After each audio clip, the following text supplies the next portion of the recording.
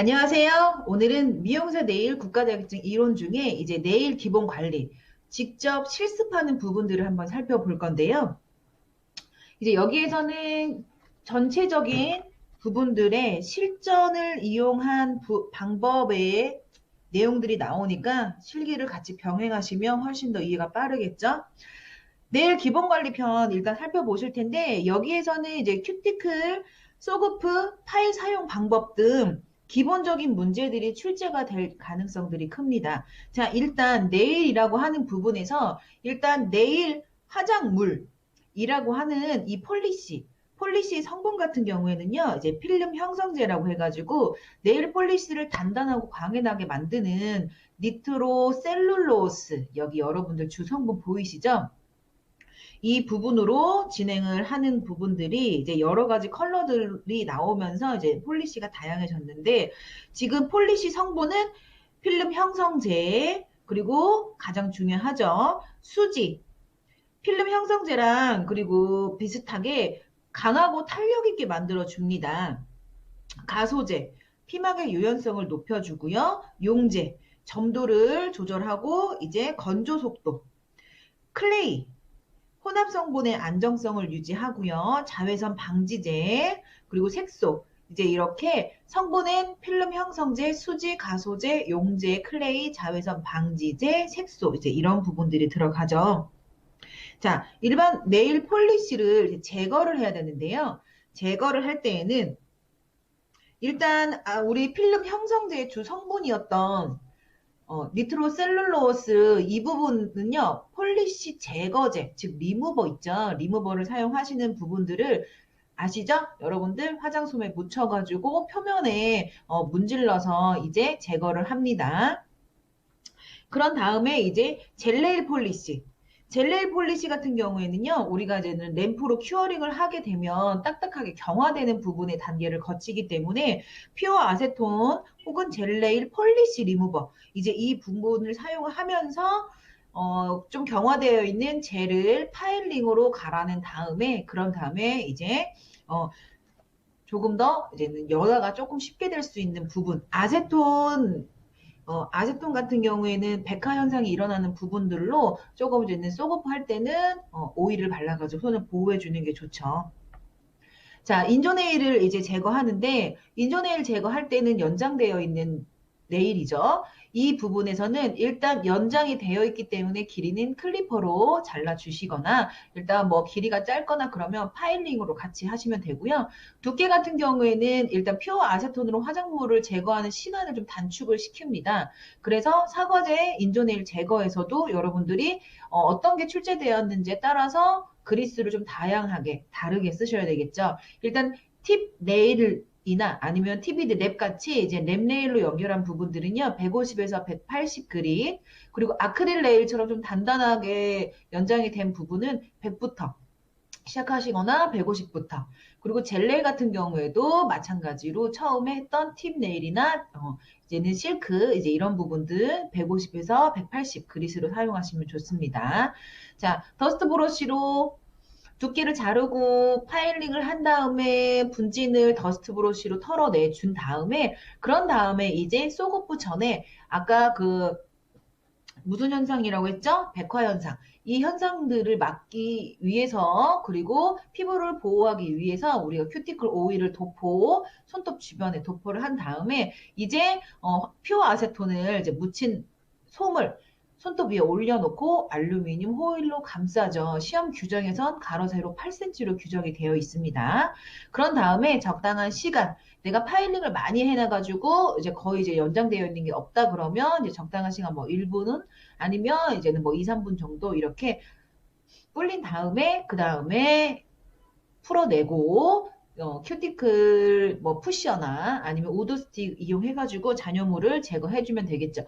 자, 그런 다음에 이제 손톱의 모양을 만들어야 되겠죠. 일단 라운드로 되어 있는 자연 손톱에서 우리가 자연 손톱 표면을 조금 더 정리해주고 그런 다음에 뭐 위에 거친 부분들에서 상처가 나 있거나 할 수 있는 부분들 샌딩이나 버퍼로 가볍게 표면도 갈아내 주신 다음에 멸균 거즈로 닦아내 주시면 되겠죠. 그리고 마지막에 오일을 한 번 더 발라주시면 좋겠죠. 자, 파일 잡는 방법은 여러분들의 시험에서 숙련도와 연결되는 부분이다 보니까 파일을 잡는 부분도 잘 체크하셔야 되겠습니다. 먼저 우드 파일, 자연 손톱에 사용하는 우드 파일은요. 파일의 3분의 1 지점을 가볍게 잡아서 엄지로 네일 파일을 받치고 나머지 손가락을 가볍게 쥐면 되겠죠. 자, 그래서 지금 엄지와 중지로 작업자의 손가락 세 번째 마디와 네일의 바디 부분을 잡고 받쳐주는데 이때 우리가 흔들리지 않게 왼손으로 잘 잡아줘야 되겠죠. 그리고 파일링 할 때에는 우리가 기본적으로 이제 라운드에 대한 모양이 제시되어 있기 때문에 라운드의 모양을 만들어 주는데 우드 파일은 자연 네일은 한 방향으로 왼쪽에서 오른쪽, 오른쪽에서 왼쪽으로 가는 한 방향으로 파일링 하는 게 규칙으로 정해져 있습니다. 자, 파일량의 각도가 클수록 손톱의 형태가 둥그러진다라는 말. 그래서 우리가 기본적으로 이제 라운드, 뭐 오벌 이런 쉐입의 모양에서 이 각도의 차이가 조금 다르죠. 자, 샌딩이나 이제 버퍼 이제 이런 부분들로 표면을 매끄럽게 정리를 해주시고 거기에 나온 이제 거스러미 같은 경우에는 디스크 패드나 이제 샌딩 블럭으로 거스러미를 제거해주면 되겠죠. 자, 그런 다음에 큐티클 부분을 정리할 거예요. 일단 핑거볼에 손 불리기 같은 이제 습식 케어 같은 경우에는 이제 시험에 출제되는 부분이죠. 그래서 따뜻한 미온수에다가 손을 담근 다음에 시험에서는 제한되어 있는 시간이 있기 때문에 뭐 5분 이상을 담글 수는 없고요. 뭐 1, 2분 정도. 그런 다음에 큐티클 오일을 바르거나 큐티클 리무버를 발라서 사용을 좀 큐티클이 조금 이제 연화가 되는 부분들을 도와주는 작업을 해주셔야 되겠습니다.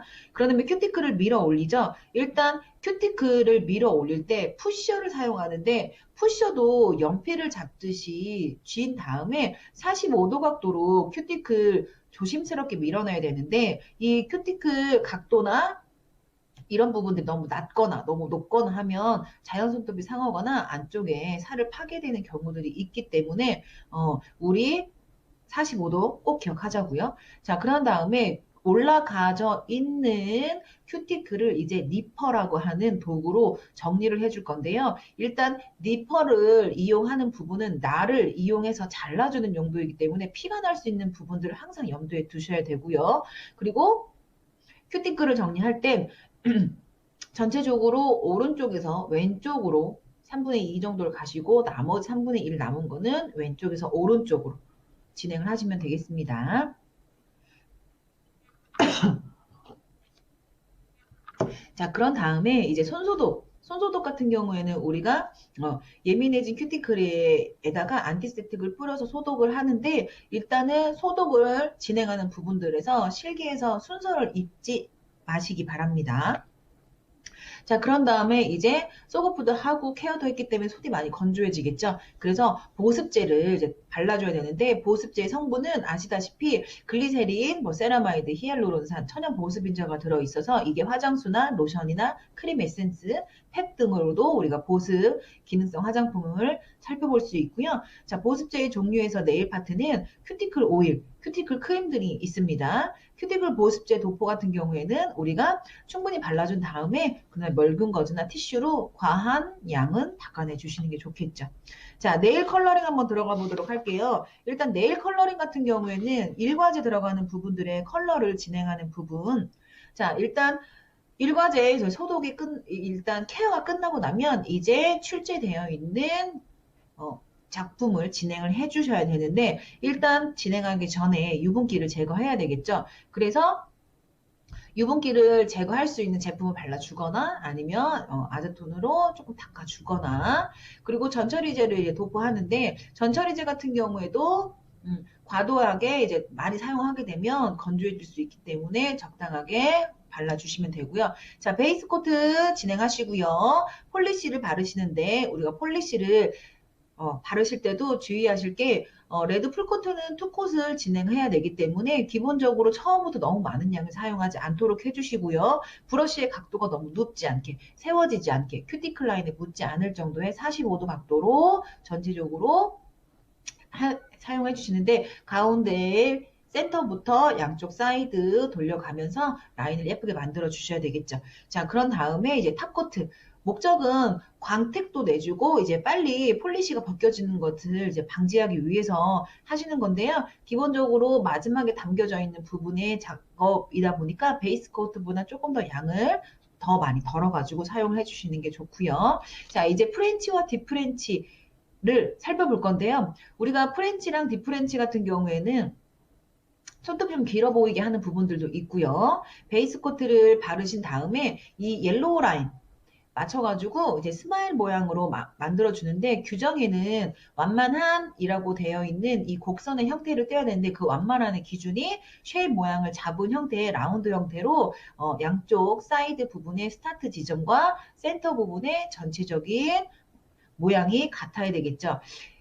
디프렌치 같은 경우에는 전체 네일의 2분의 1 이상 그리고 우리가 단어를 침범하지 않는 부분까지 해가지고 진행해 주시면 되고요.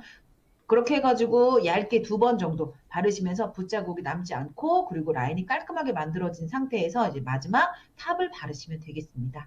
자, 그런 다음에 소음을 이용한 그라데이션 도포 방법이 있죠. 그래서 스펀지 같은 경우에도 규정이 따로 없기 때문에 뭐 모양이나 색깔이나 편하게 준비하셔가지고 먼저 베이스 코트를 바르신 다음에 원하는 색상. 하지만 우리는 이제 시험에서는 흰색으로 정해져 있죠. 스펀지에 묻힌 다음에 가볍게 프리엣지부터 이제 반월 부분 안쪽으로 들어가는데 점진적으로 점점 프리엣지 부분이 진해지게 발라주는 부분이다 보니까 우리가 양쪽 사이드 부분에 스펀지를 이용해서 손 주변에 묻을 수가 있어요. 그래서 그런 부분들은 우드 스틱으로 꼼꼼하게 닦아내 주시고 탑코트를 발라주시면 되겠습니다.